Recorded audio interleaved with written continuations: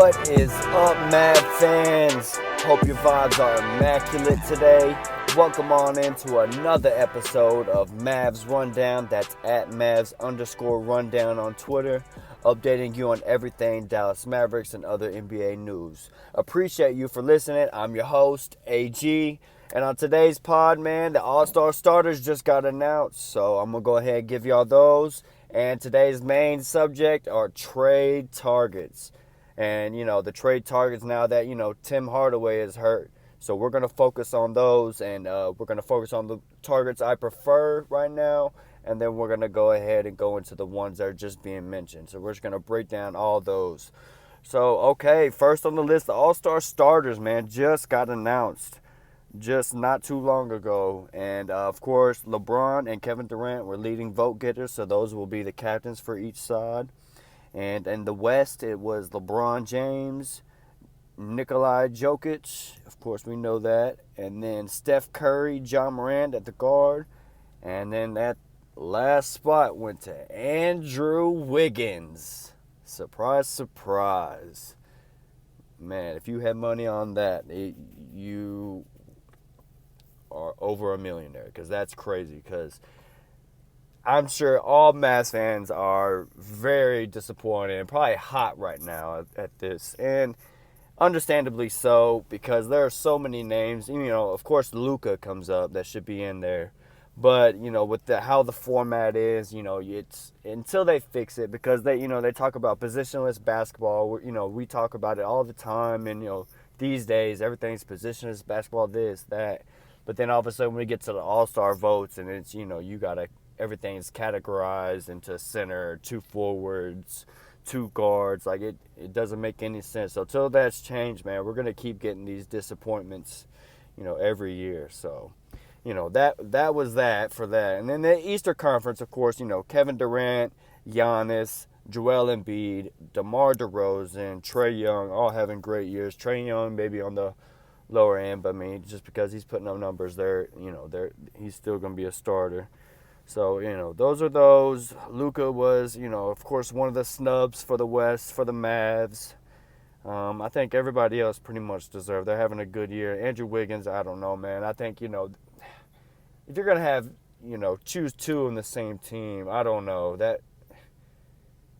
I don't even think Andrew Wiggins would have been in consideration. Like, come on. You have the Suns, who have CP3 and Devin Booker. Either one I would have been fine with.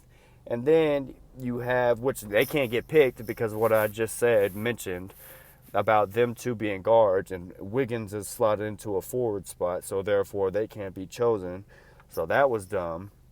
And then on the other end, you have Utah Jazz are still up there in the standings, so Donovan Mitchell or something, it's just wild. But Andrew Wiggins starting, starter, all-star starter. Congrats. All right, let's just go ahead and move on to the good stuff. All right, let's get into it, man. The trade targets. And the reason I wanted to do this episode now is because Timmy just got hurt, the other day. Broke his pinky toe. That sucks.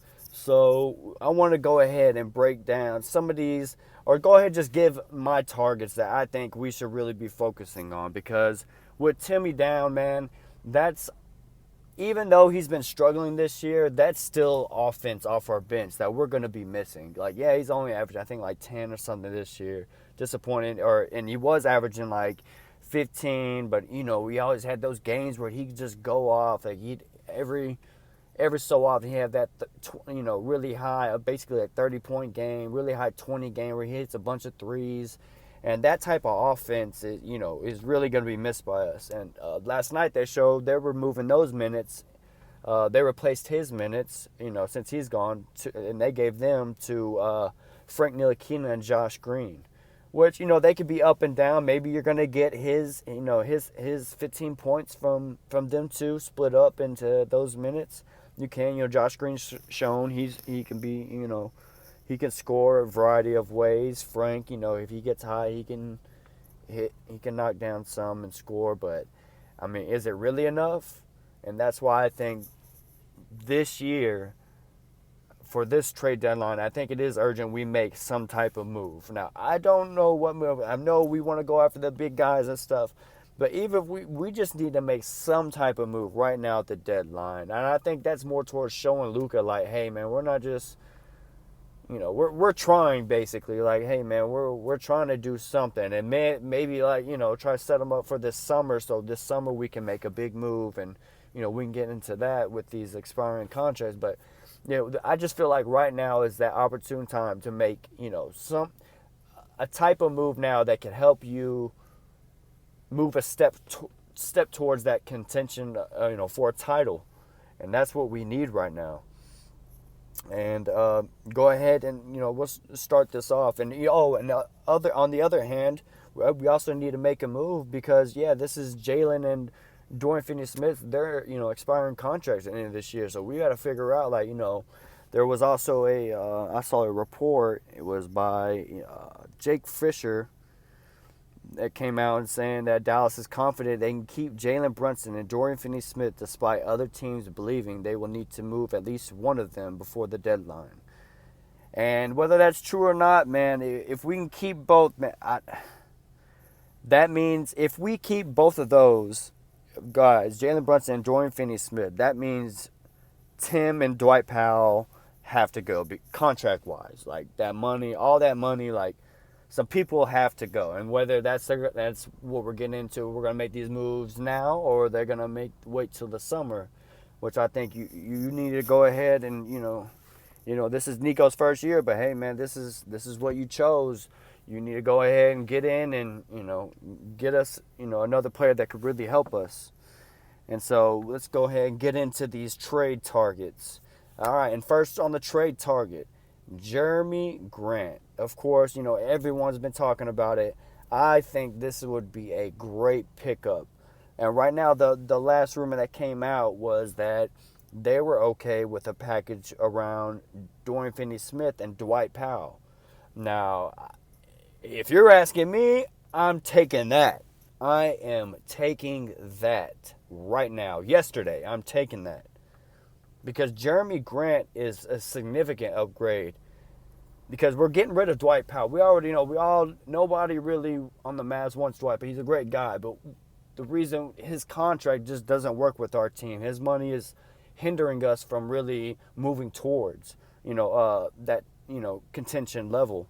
So get rid of his contract would be great. And then you're basically swapping Jerami Grant, wing defender. Oh, and also with Dwight Powell, we get rid of him. We still have Marquise Chris back. I think everybody forgot we barely play him, but I think they're doing that also because they want Dwight Powell to make sure he get his reps, get the looks by these other teams. All of a sudden, if we came in and just started replacing Marquise Chris and Dwight Powell's minutes, people will start looking at us sideways like, well, why aren't you playing Dwight Powell? You're really playing.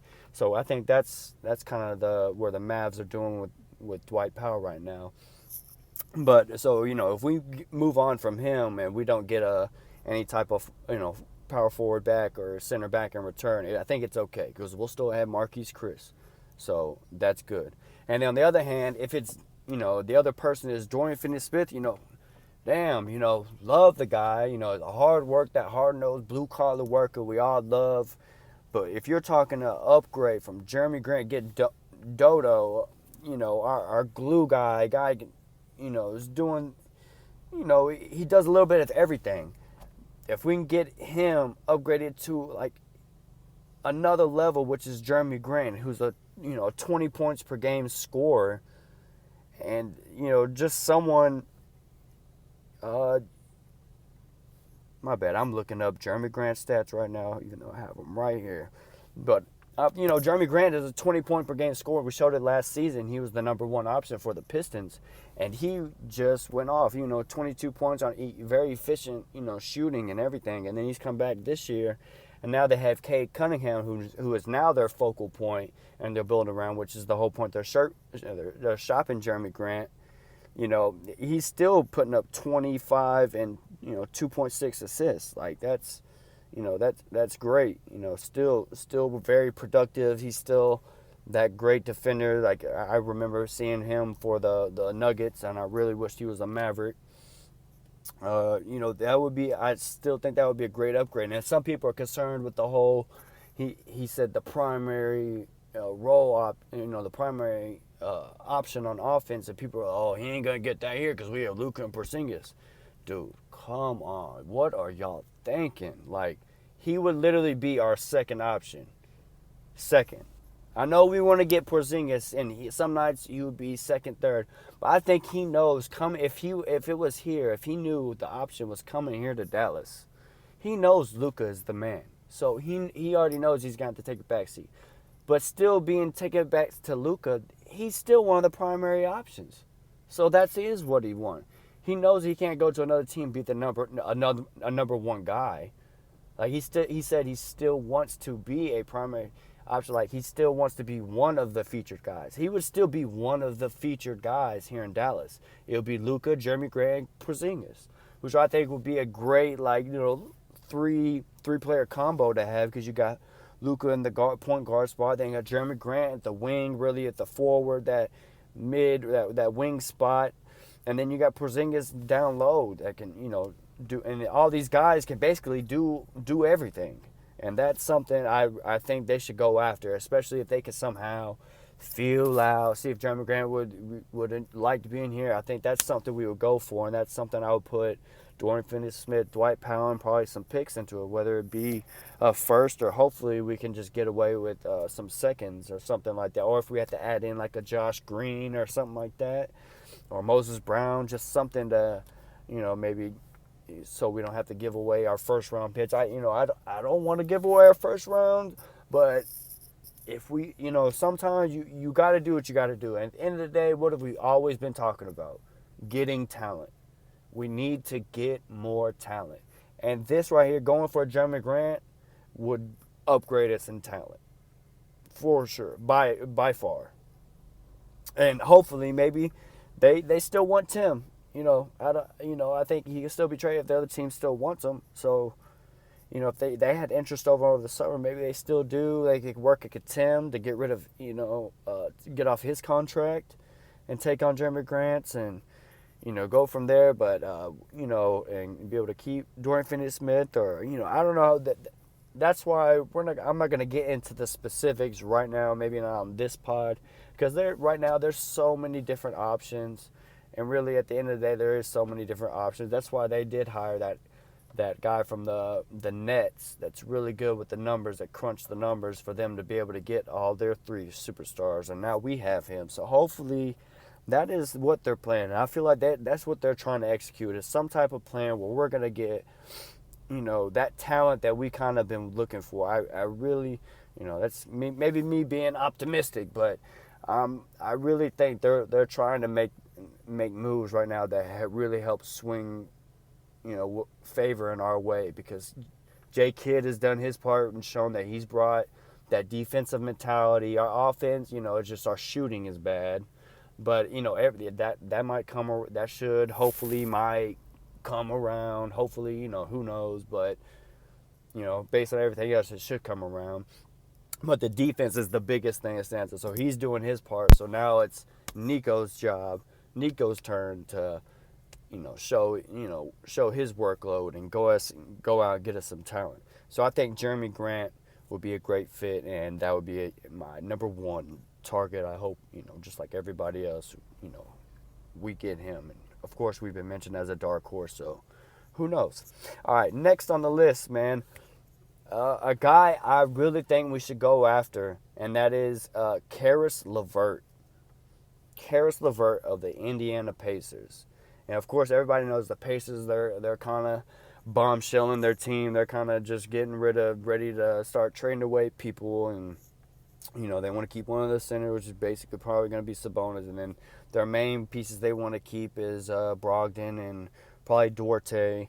So, Caris LeVert is really, I know, their top priority probably getting rid of. And maybe, since the whole Miles Turner thing kind of fell through, or the Mavs fell off from them and didn't, kind of went away from that since our defense, which I think was the correct idea, because having KP at our 5 is our best lineup. So having Miles Turner kind of gets in that way. So I think going after actually Caris LeVert, who has, after this year, only has 1 year left, $18 million left. So that's, something we could probably work up with the different contracts we have. Then make some type of combination that they might like. And, he's averaging basically like 18, 3.7 rebounds, about 4 assists. He's shooting 44% from the field, about 32.7% from three. And, that's all right. And he's having a, all right season, kind of up and down. But, I mean, that's just their team. They're very up, and they didn't know what they were doing. And then they finally decided, yeah, we're going to blow it up and start trading people. And I think Caris LeVert would be a great fit because I don't know if y'all remember, but a couple years ago, he played for the Brooklyn Nets and dominated for the Nets in the playoff series against, oh, man, who was that? I cannot remember. Oh, I should have looked that up because he was the only guy. This was before they had got Kyrie and KD. And, they were showing that they were that young, feisty, hungry to work hard team. And Caris LeVert was the guy. He really carried them. He was scoring 30. I think he had a 40-point game in the playoffs, like really just kind of. And that's the type of upside that I see. And that's the type of guy that we really could use. That's a type of, a streaky, you never know what you're going to get type guy. He's averaging 18, that I would take. He is somebody that if he could get us at least one game, like in a playoff series, him by himself could win us a playoff series by himself. That's something you really gotta consider. And he's only on, he's got the rest of this year, and if it works out, we got him. He's got a whole year left next year. And it's only $18 million. I feel like that's something really attainable, really, and he would be my up there with Jeremy Grant. I think that's a sneaky target that we could pick up and actually could really benefit us at that wing spot. His defense is, spotty, but he's still lengthy. He's like 6'7", so he's got that length and, playing good team defense with us, like, that'll really help. I think help him too. I think it was, help us, help you type thing where, it'll both of, everyone will benefit from it. So that's a guy I really hope, Mavericks have their eye on, since the Miles Turner deal went dead in the water, which, understandably so. Next on the list, I think, Eric Gordon is a guy I really like us to go after. And a lot of people think, oh, he's old, but he's still doing work, man. He's averaging 14 points, 2 rebounds, 3 assists.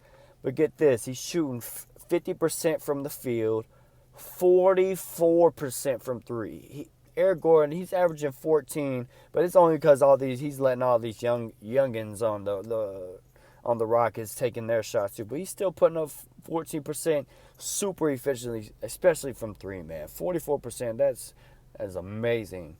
And that is somebody, and he still plays, really good, solid defense.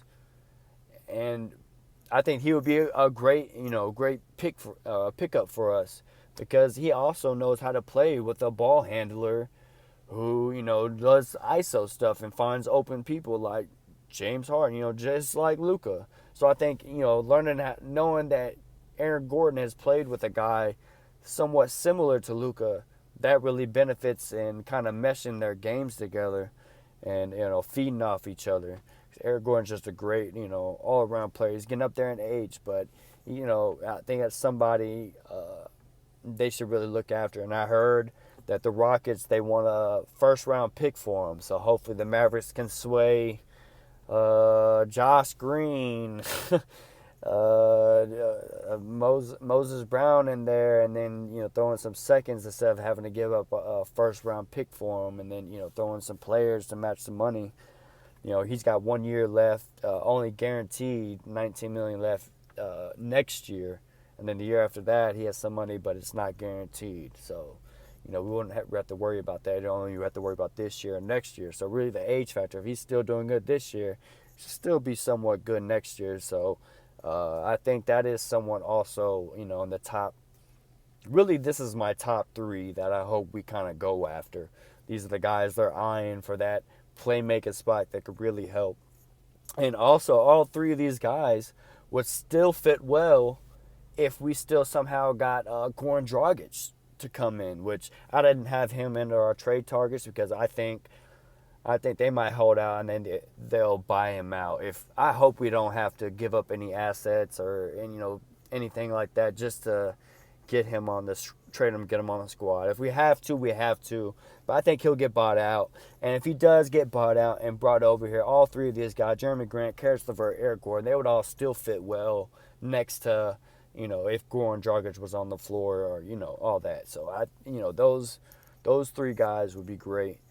And moving on to the next one, I'm similar, still on the, I would be okay if they did this, was if we ransacked the Kings and were able to get, a Buddy Hield or, with Rashawn Holmes or, or even with the Harris or somehow, Harrison Barnes. I would love that. I think all three of those guys would fit nicely. Harrison Barnes, of course, we already know. I have to give anything about that. We all know, the Harrison Barnes fit. He's done better over there. He's a lot more efficient. I think if we somehow got him, he's only got 1 year left, $18 million left. If we brought him back, that would be great. He would be a great fit next to Luka and all the boys. It would, probably bring camaraderie. I don't know, but I think that was, would still be a good fit. And then Buddy Hield, people are kind of, this is the one everyone's kind of like, I don't know. But honestly, it's like replacing Tim Hardaway with another guy that's kind of a streaky shooter, which, he's got, but, his contract, he's still got 2 years left after this year, and about around $20 million each year. So that's the only thing. He's a little bit at a hefty price for the next, after this year, 2 more years. But he's averaging, 15, 4, and 2 on 38% from the field. Not good. And about 37% from 3, so that's not bad. That's not bad. But the from the field is no bueno. But that shooting, catch and shooting, especially when you get the spacing that you get when you have Luka at point, finding you for these wide open, ridiculous wide open, passes that he'll find you and hit you right in the shooting pocket. I think that could help Buddy Hield, and he does kind of have like a quick little weird form that I think would benefit from that. And if we were somehow to get, I did say, the Miles Turner with the whole fit with Porzingis, but if I would not be mad if we did somehow were able to squeeze out Rashawn Holmes from them. He's got 2 years left and then a 1 year player option for that, and they're all about $12 million, each year. If we're able to snag him, that would be a great, rim runner for Luka. I think he would probably still play well next to KP. Just, the ending lineup we would have to see, which I think they could probably still play a center at the end lineup with KP at the 4. But it's just with the facts that we know, from the Mavericks now is KP is best at our 5. So, I mean, Rashawn Holmes, I still think, be a great pickup, but then like to see how the rest of the team would shape out if we'd got Buddy Hield with him, and how that, ending 5, that fourth quarter, 5 would look if they kept KP at the 5 or if they brought Rashawn at the 5, put him at the 4. But anyway, yeah, the Kings, I would hope we can ransack them for some players and maybe come away with something, not have to give away too much. And when I say give away too much, we're basically talking about these guys. Most of the teams are calling for Jalen Brunson or Dorian Finney-Smith. And then we're having to work around, bring, these other pieces in. And, that's going to be Nico Zhao working it up. And, that's this whole thing. Are we going to be able to keep Jalen Brunson, our playmaker that's having, that does good, but obviously struggles when he goes against, lengthy guys, especially on good teams? Like, he struggles. So it's like, do you really want to pay all that money for him to be that? Or do we have the confidence? Do they have the confidence in him that he can overcome, these lengthy guys? Even though this season he's shown that still against these lengthy guys, he's having, he has trouble and he has problems. It's like, are we still going to pay him or let him walk? Because that's do or die now for Jalen Brunson and Dorian Finney-Smith, and then it's kind of vice versa. Dorian Finney-Smith, we don't want to overpay for him, but he can go out there and get a good, $15 million a year, and I don't know if that $15 million for us would be good. Same with Jalen. We might have to end up signing him like $20 million a year. That's what he's going to be looking for, somewhere around there. And it's all this money, man. They're going to have to make some type of roster moves, especially if they said they want to keep him. They're going to have to make some other people, take a hike with their contracts, because it's not going to work out. So that's what I'm saying with these mix of players and who we have to give up, because it depends if these teams want Jalen or they see Jalen. I know the Kings, they already have their cards, but they might want Dorian Finney-Smith, so we could be part ways with Dorian Finney maybe for Harrison and what yada yada whatnot. So yeah, those are the basically it's this it's really hard to put to see what we're going to give up, even though that's been traded. But it's really hard because we just have so many different combinations of money, and we got some second round picks. We got a first that we can. Then if we make a deal with the Knicks, we can get another first. Like, there's so many different combinations, which is why they brought in people really good with that money to work all this stuff out. But yeah, very interesting. All right, now let's get into these other players on the trade targets that are being mentioned, and to me, I guess I wouldn't be swayed either way, but I'll give my opinion as we go through. So let's go ahead and start. These first guys are actually from the Celtics: Marcus Smart, Dennis Schroeder, and then of course if we can swing for the fences and make a KP Jaylen Brown trade, or somehow keep Jaylen Brown or keep KP and get, which I don't think they would do, or if it was a 3-team trade. But if there's some way for us to get Jaylen Brown, if we've got to give up KP, I'm actually in for that. And Jaylen Brown, that another shot creator, that great defender, still way young. That would be great, but that's more of a pipe dream if we go after Jaylen Brown. But Marcus Smart has been mentioned, linked to us. And Dennis Schroeder. Marcus Smart, though, has 4 years left. An ascending contract, going from $17 million all the way up to $21 million. And man, that's tough, because his 3-point shooting has just been descending. Opposite of his contract ascending. It's bad. It's not been good, but defense is still there for him. That's still the plus. Averaging 11 points. He's averaging 11 points, 4 rebounds, 5 assists. We like the playmaking, so that's really good. 5 assists. Hometown guy. 39% from the field. That's not good. 30% from 3. He's been struggling. That's not good. So it's one of those, maybe a new situation here in Dallas. Maybe that rejuvenates him and he starts playing, has better shooting performances. And, of course, we all know the defense will be there. But then, again, with that contract, it's who are you going to move? Because that's 17 to 20. That's some money. And, we always can throw in Dwight Powell, because he's got the $11 million. So that really helps us right there. But then who else we'd have to give up to get Marcus Smart? I honestly don't know. I know actually they probably want Jalen Brunson. That's another thing. Like maybe a Marcus Smart, Jalen Brunson type package they could go for. That's one I'm still kind of depends what you're gonna do with the rest of the squad then, because then you're losing Jalen Brunson, who can actually shoot and kind of really put the ball in the bucket, and it's the trade-off for more defense, like the Seth Curry, Josh Richardson trade almost. It almost seems that way. I don't want to call you that, Marcus, but that's what that trade gives me vibes of, and that's scary. And the other guy on the team, Dennis Schroeder, as I said, he's on that expiring $5 million contract for just this year, because he couldn't, find a home anywhere else, get more money. I think that would be a steal if we can get him. I think I saw it for maybe even a second-round pick. That would be a steal. I like that. He's averaging 15 points, 3 rebounds, 4 assists this season. On 44% from the field, but 35% from 3. That's about average. I mean, he's not having a bad year, not a horrible year. But he's having a great one.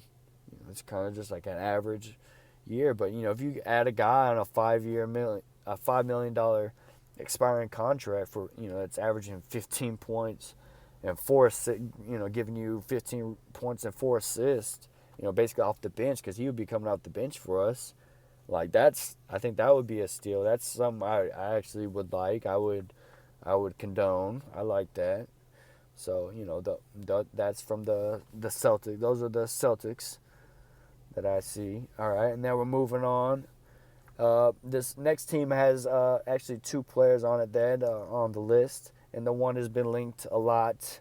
John Collins, which I know some guys out there are just fucking, so in love with us getting John Collins, which I have no idea what they're thinking, because I don't think Yes, of course, John Collins would play good next to Luka. Every fucking player out there will play good next to Luka. So when you try to use that reasoning, it kind of makes you sound stupid. But John Collins, man, it's the money for me. I mean, he's averaging 17, 8 rebounds, 2 assists, 53% from the field, good, 41% from the three, great. But he's a little bit undersized, so it's kind of trading for like an upgraded Dwight Powell. And he's got 3 years and then a player option after this year, and it's all around like $26 million a year. $26 million. Like, we basically have to trade up KP. Or if we get KP, like, is John Collins really our third guy? Like, that third guy we can go to? Like, no, I don't. That's not a playmaking guy that we need. And if we kept, so that means we would have to move on from KP. And I mean, I guess you would trade out, but again, that depends what else is going on. Now, if they added this other guy that I'm about to mention, maybe. And that guy is the name Deandre Hunter, who has 1 year left after this at $9 million, and then is a restricted free agent after that. And he's averaging 13 points, 3 rebounds, 1 assist, 46% from the field, 40% from 3 this year. Hasn't played too much.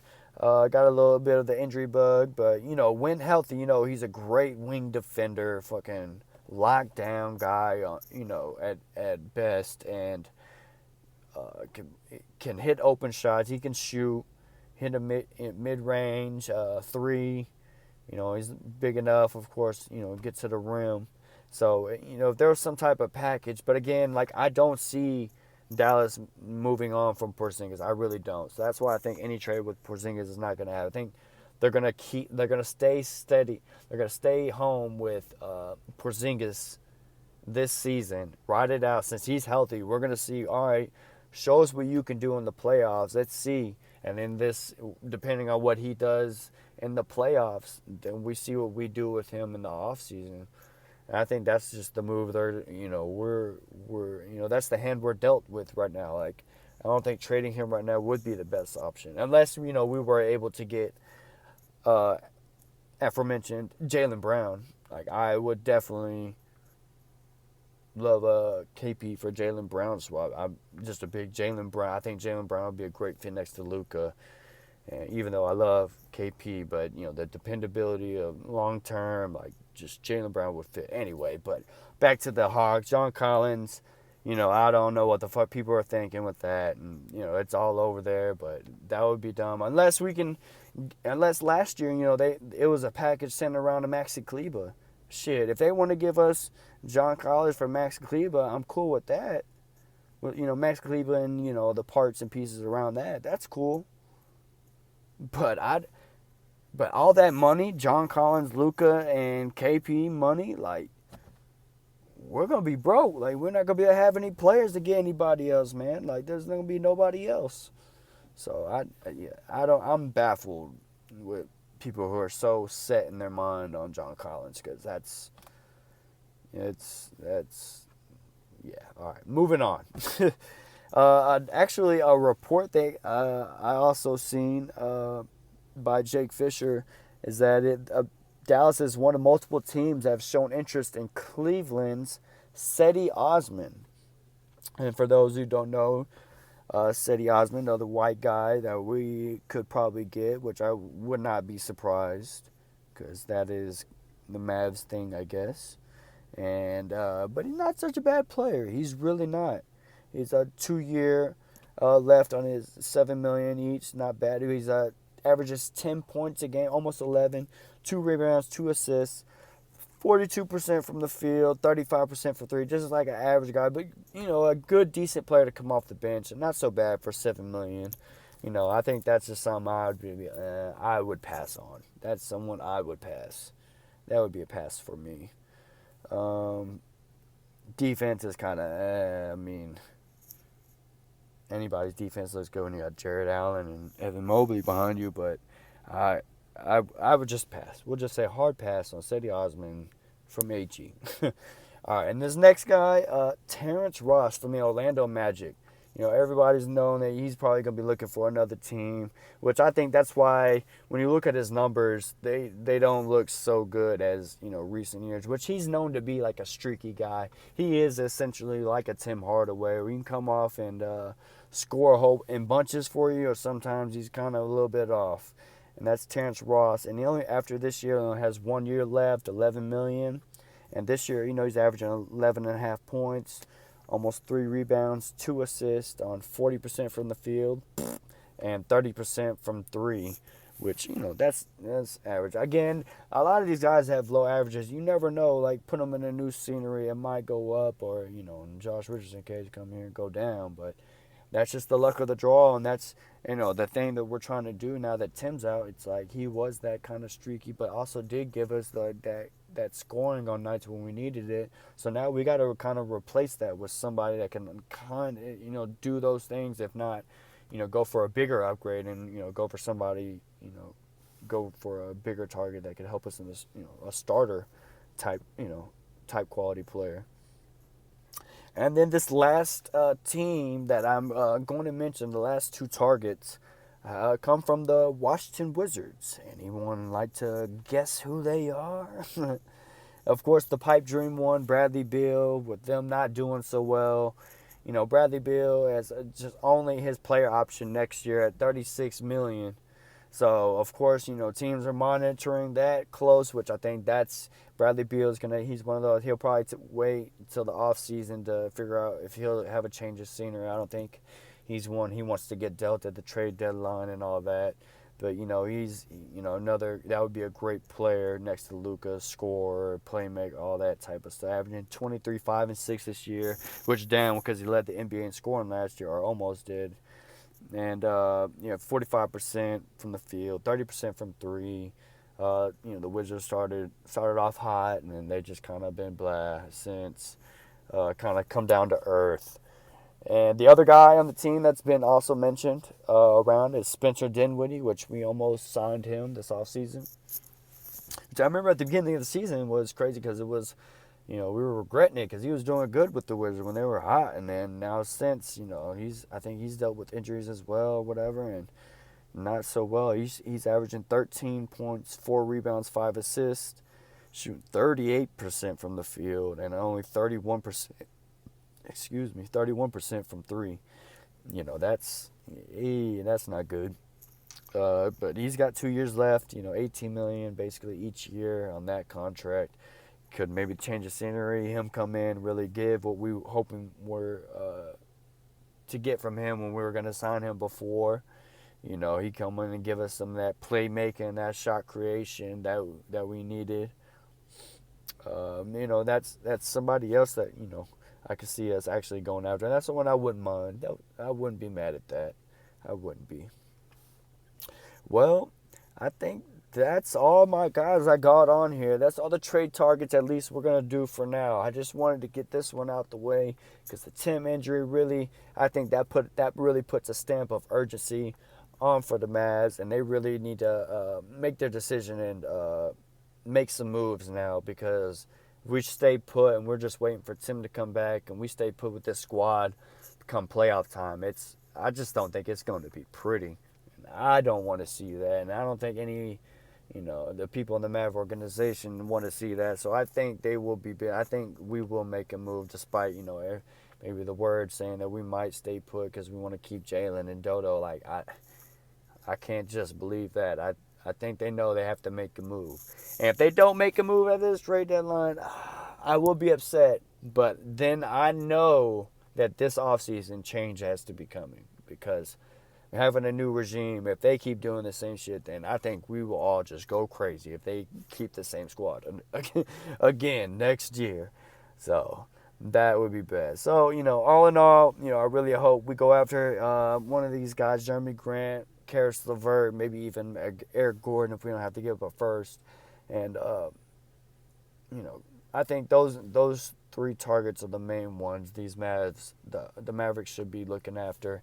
And hopefully, make some noise this year in the playoffs. Really show that we're here for contention. We're gonna be here for a while.